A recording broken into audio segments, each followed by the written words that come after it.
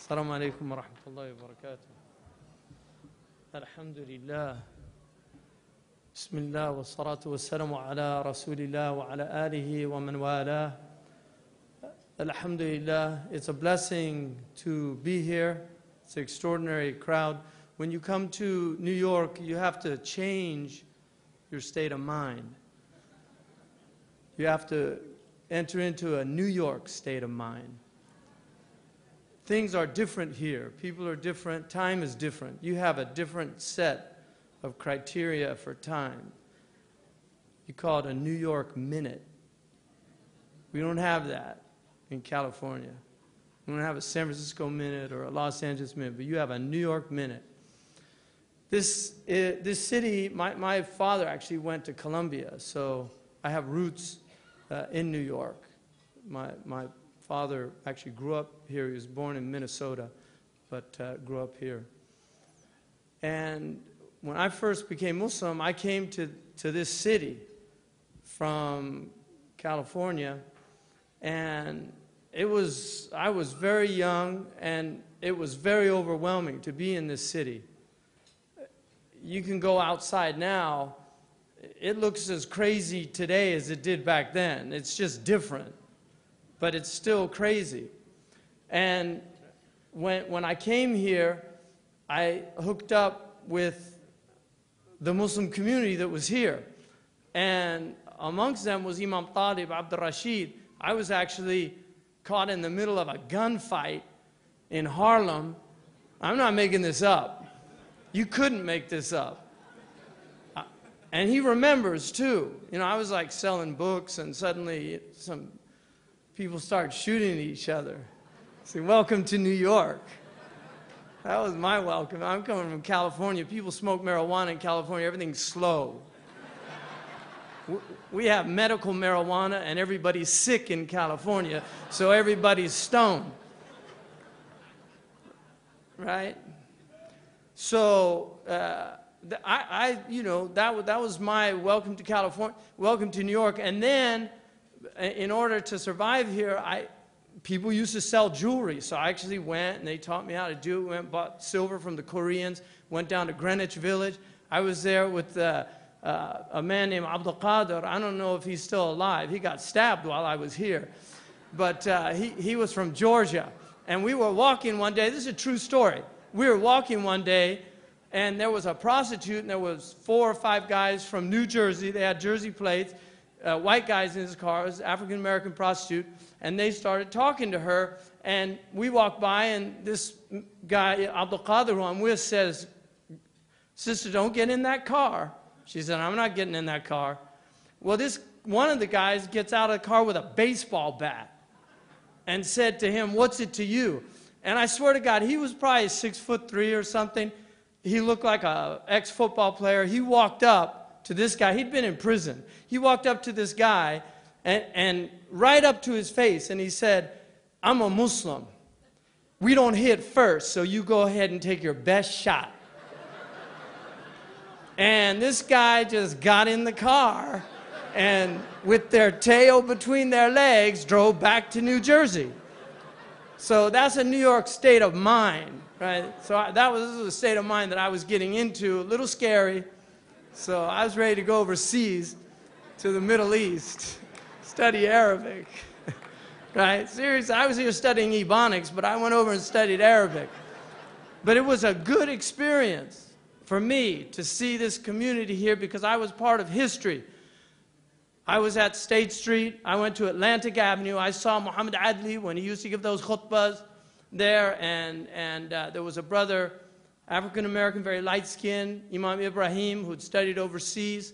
I met Sheikh Dawood, Sister Khadija. I mean, I went up to Sheikh Dawood's room and saw this incredible-looking man dressed in a Moroccan robe and had his burnous on and his yellow sandal. I'll never forget. This is the first time I ever saw bulgha. Yellow sandal, looking down, saying, you went up there, it was like, you know, it was a ritual to go up and visit Sheikh Dawood. But that was history. And I was with people in Harlem who had lived with Malcolm X. That was only 10, 12 years after he died. I mean, these are people that went, that was where they went and heard the khutbah. That's what's happening here. So you have to understand where you're from and what you're part of. This is a historical transition that's happening. Islam at that time was an African-American phenomenon with a certain level of immigrant coming into the scene. But Islam was very much an African-American phenomenon in the United States. This is what the Muslims here, the African-American Muslims, were right there on the front lines. And they were taking it to the streets. They were talking about Islam with people, selling incense and giving da'wah. That's what was happening in New York. Now, a lot of people have come to America from other places. And one of the great crimes of the immigrant community, and I'm going to say this, one of the great crimes of the immigrant community is failing to recognize the importance of alliance and allegiance with the African-American Muslim community.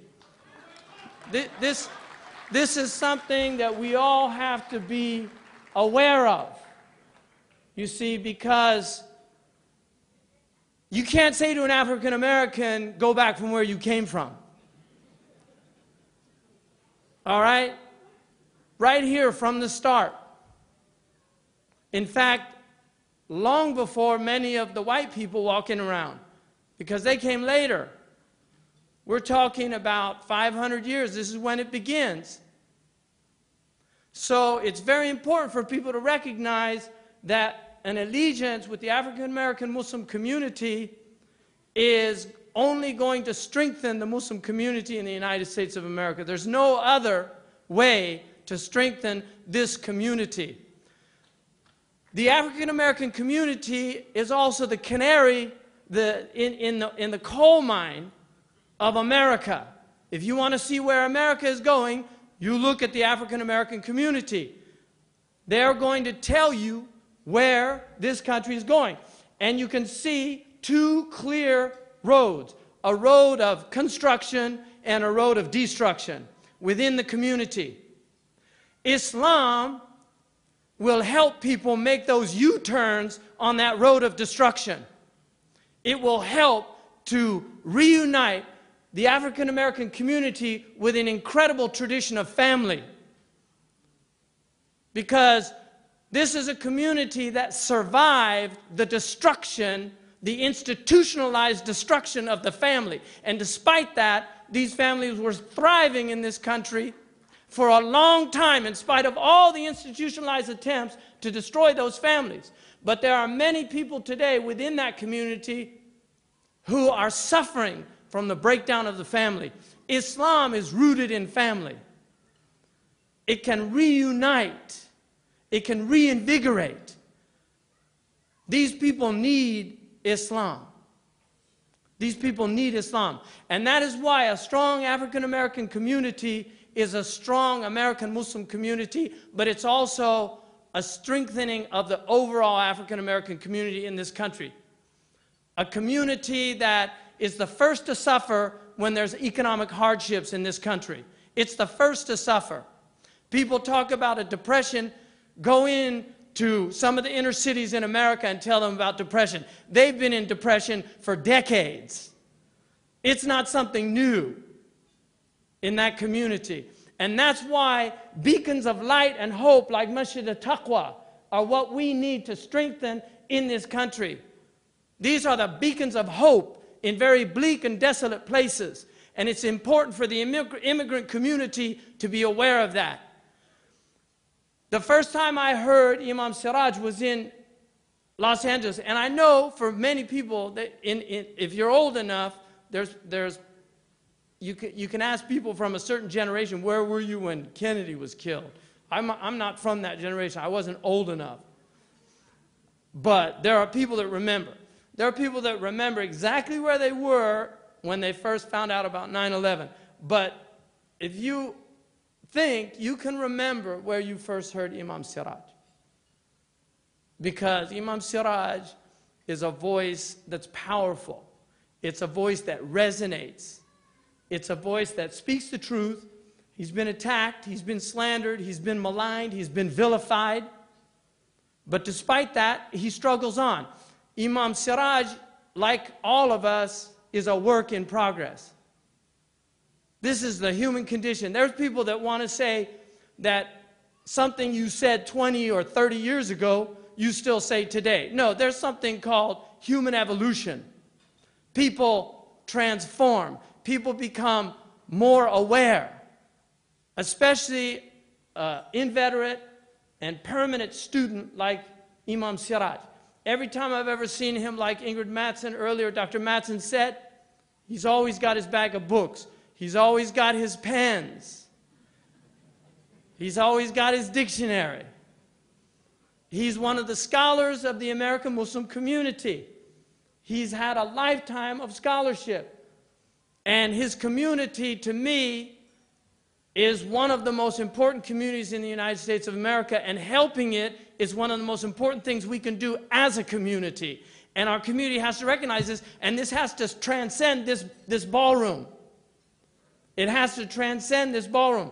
It is a disgrace for the overall American Muslim community that the imam of a masjid that has raised more money for the American Muslim community than any other imam in the United States of America. I can guarantee you that. If you had a flow chart, you would see how much this man has raised, going all over the country to the neglect of his own community, to raise money for other communities, and it's time that all of our communities paid back. It's time we all paid back. This is the way it goes. This is the way it works. You have to pay back. And so it's very important that you deliver this message to other places. We need to support. And institutionally, Imam Zaid and I are here. We don't have a quorum, but I can say we will make that commitment to support within our own institution what we can for this institution here. Now, the Prophet ﷺ was a community builder. And we are in a time when community is threatened. We've never been in a time like this, really, in human history, as far as I can tell. We have right now in this country a breakdown of communities on all the stratas of this society. We have children who are texting in their own homes. They don't talk to their parents anymore. They're talking to their friends online. We've got predators online preying in the homes. You'd never have anybody knock at your door and you go and you've never seen it before and you say, I'm a complete stranger, but I'd like to entertain your children for a few hours. Is that all right? And you, oh, come on in. Yeah, here they are. I'll see you later. But every day, people turn on the television and let complete strangers entertain their children. And if you look at what they're entertaining them with, and then you wonder why we've got little girls walking around with juicy on their bottoms, if you want to see the pornification of a culture, the degradation of a civilization, just look around. Look at what has happened to us as a species, as a people, because the human project right now is under serious threat. It is under serious threat. We have lawbreakers making the rules.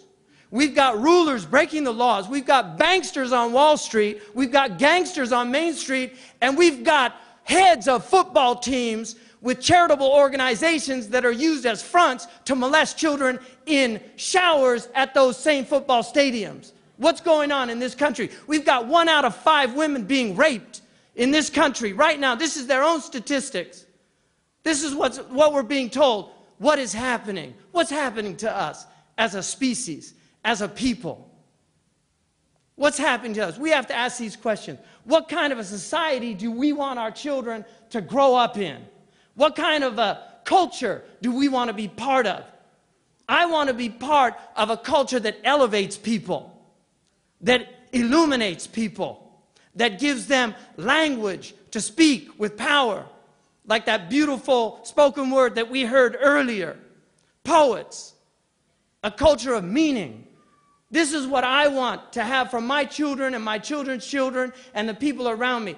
The other day, I came into New York from Abu Dhabi on an airplane, and I was there, and I was waiting for somebody to pick me up, and people were coming off, and airports are amazing places, beautiful metaphors for life on earth, the comings and goings, separations and reunifications, people smiling with love, people with signs looking bored out of their gourd, wondering who's going to come around the corner.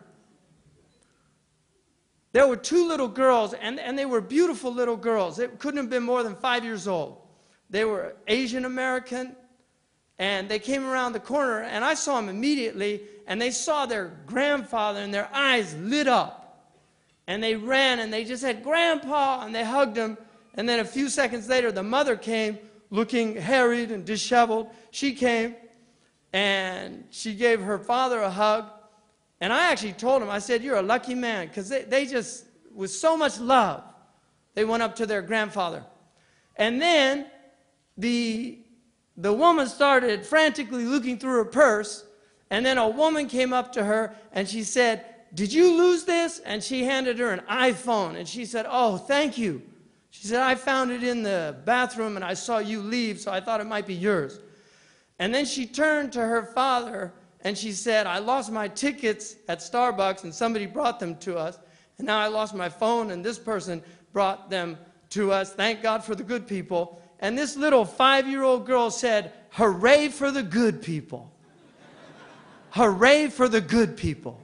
And this little 5-year-old girl said, "Hooray for the good people. Hooray for the good people." I mean, really, that just floored me. This little girl recognizing goodness and saying, "Hooray. Hooray for the good people." We need the good people to wake up, because the bad people they're out there wreaking havoc on this planet. And the good people are either sitting by silently, shaking their heads, wondering what's going on, or they're fast asleep. And there's too many Muslims fast asleep. We have moral corruption. We have bankruptcy in our community. How can we speak the truth when we have some of the worst, most corrupt countries in the world? How can the Muslims call to good, forbid evil? Really, think about that. We need moral capital. We need to look ourselves in the mirror. And we should look in the mirror to change ourselves, to look at what needs fixing. Because we as a community, we are failing humanity. We were given an extraordinary task, and we are failing humanity. Allah subhanahu wa ta'ala said in the Quran, "Kuntum khayra ummatin ukhrijat linnas." You were the best community.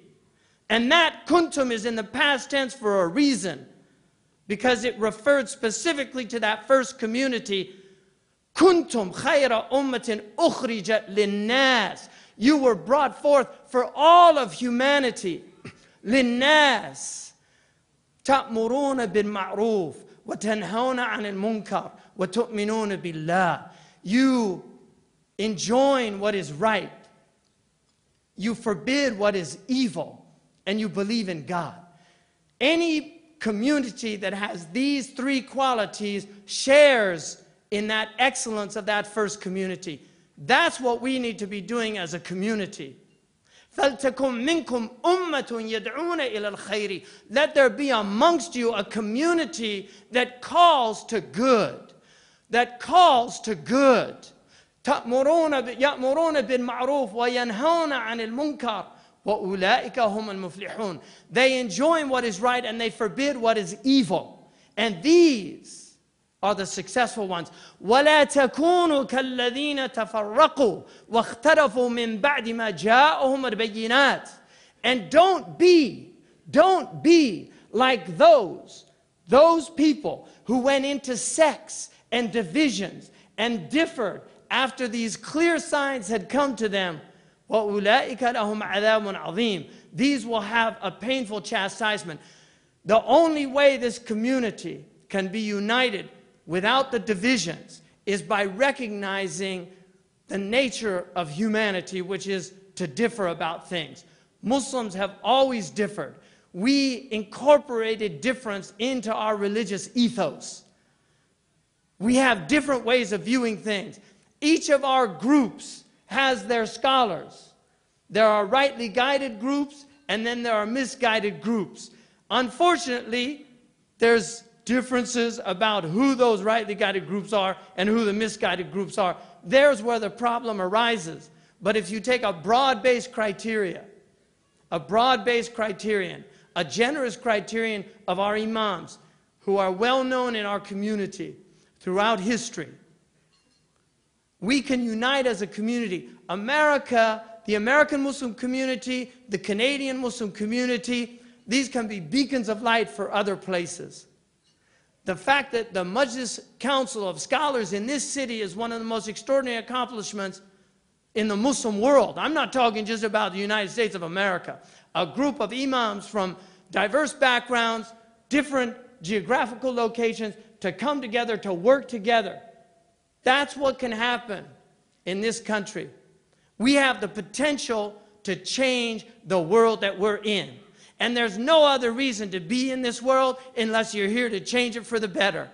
Because there's enough people out there changing it for the worst. And you need to choose your sides, choose your battles, but start the struggle. Because the struggles, if you don't go to the struggle will come to you. It's the nature of life on this planet. If you don't go to the struggle will go to you. But this is a long train, and it's been moving for a long time. Rosa Parks went to jail in this country so that these people could be sitting at this table together. That's right. That's right. Medgar Evers took a bullet in the back. Martin Luther King, Malcolm X. These people, they sacrificed their lives for a different America. And there are many positive and good things about America today. It is undeniable, some of the achievements that have occurred in our lifetimes. And we need to acknowledge that and recognize that. But there are other things that are deeply troubling. And if we don't look those things straight in the eye and deal with them as a community, recognize that we have allies in the greater community. We have good people that are standing by us, that are defending us. We have people on the left like Chris Hedges, a Pulitzer Prize-winning journalist who's willing to speak the truth for the Muslim community on our behalf.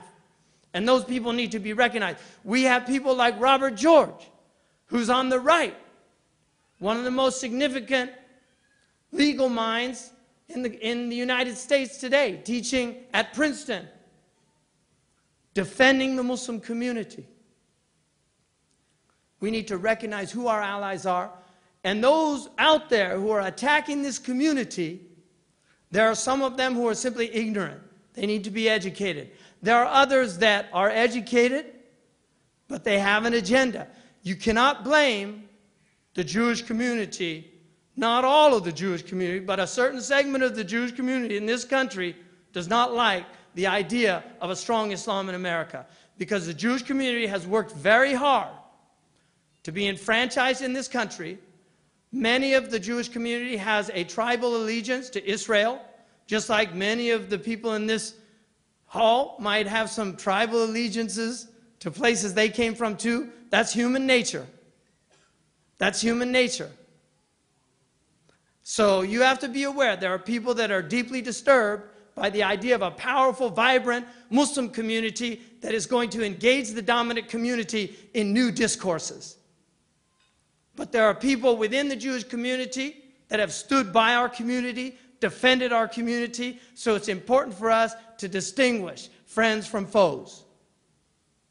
Right? Friends from foes. Recognizing who our friends are, who our enemies are, and unfortunately we have amongst ourselves, amongst the Muslim community, what I would call frenemies. Right? We've got a lot of those shooting us in the foot as a community. Unfortunately. God bless you all. God bless Imam Siraj and his community.